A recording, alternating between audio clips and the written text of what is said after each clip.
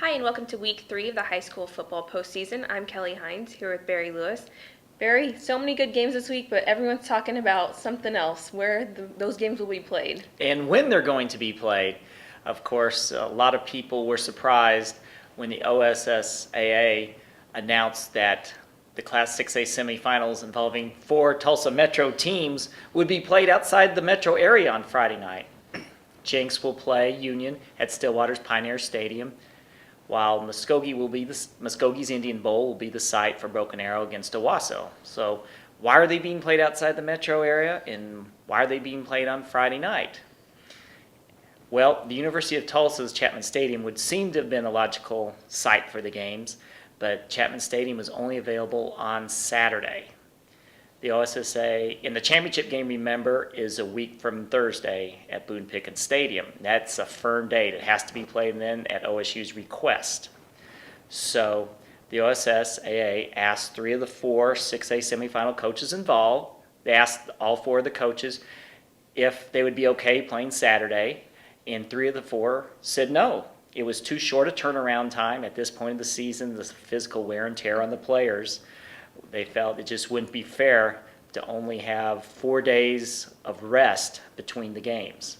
So that's why the games are on Friday and not Saturday, and that's why they're not at TU, because TU was not available on Friday night. And so Stillwater and Muskogee were the closest stadiums that were both large enough and nice enough to host the games.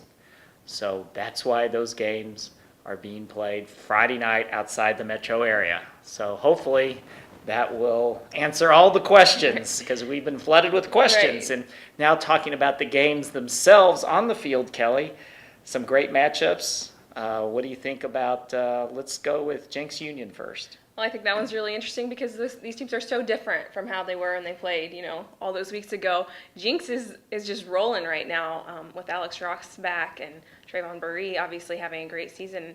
And I think they showed last week that they're playing at their highest level right now.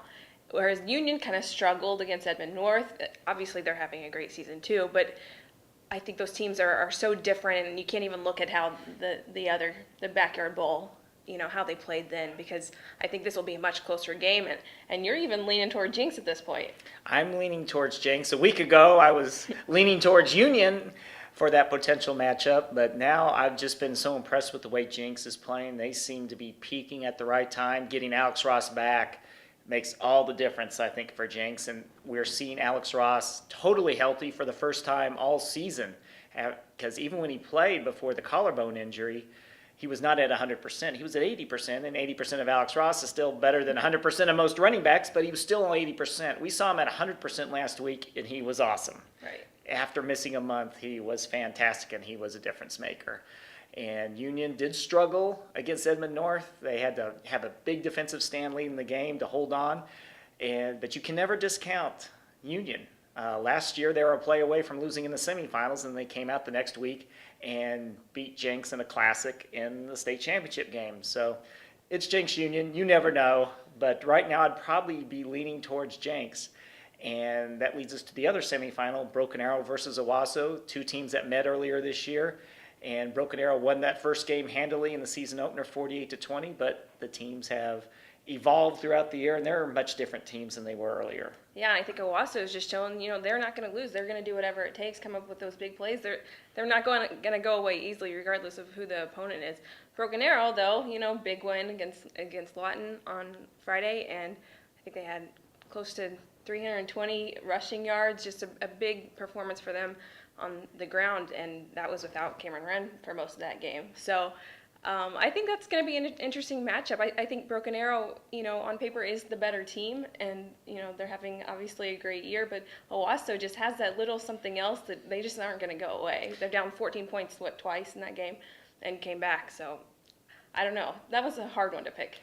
Broken Arrow, if I had to rank the teams right now and who would be the team I think is most likely to emerge as a state champion, I think Broken Arrow looks like the team that is most in state championship form right now, but I'm not counting out any of the other 3. It wouldn't surprise me if Owasso won this week. I think it's going to be a close game, although I'd have to give Broken Arrow the edge. But again, it can be tough to defeat your opponent twice in a season, Right. especially when you're so evenly matched as we see in both of these matchups. For the first time in a while, we don't have a Tulsa Metro team in the 5A semifinals. McAllister is the only East team still around. They'll be playing Guthrie on Saturday afternoon at Sepulpan, which should be a very exciting matchup, as Tony Kiefer will try to keep McAllister's bid for a state title alive. I'll make Guthrie a little bit of a favorite, but again, wouldn't surprise me if McAllister won.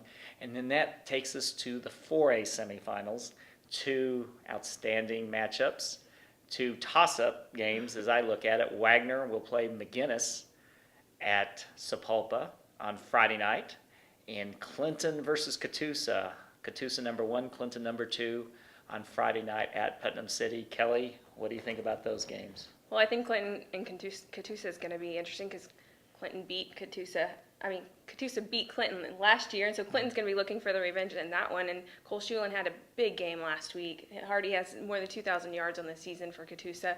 And I think that Catoosa is a better team, but you just don't know at this point. With Clinton having a lot to play for, that one, I'm thinking it's going to be a close one. Clinton has so much tradition. They expect to be here. Catoosa pulled off a big upset at Clinton last year in the playoffs, so they're going to go into the game with a lot of confidence. The two teams have similar styles. Could be a very quick game, so don't be late. Could be less than 2.5 hours with the way those teams play. It's just a toss-up, I guess, because Catoosa's ranked number 1. I'll make them a 1-point favorite. Wagner McGinnis, I'll give Wagner a slight edge, but again, two outstanding matchups. And Class B and C also have their semifinals this week. 3A through A, they've got an extra round of the playoffs, so they're just in their quarterfinals this week. And strangely enough, all the Tulsa Metro teams involved are going west. In 3A, you've got Berry Hill, Cascia Hall, and Metro Christian all going west. And of course, it can be tough when you're going on the road in the quarterfinals, especially making a long trip.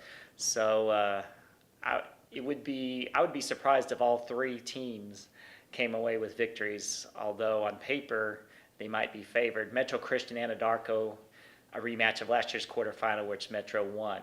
And Cascia Hall Bethany is also a rematch. Cascia lost on the trip last year. So, and in 2A, Lincoln Christian, a very tough assignment at Oklahoma City Millwood. And Kelly, any final thoughts?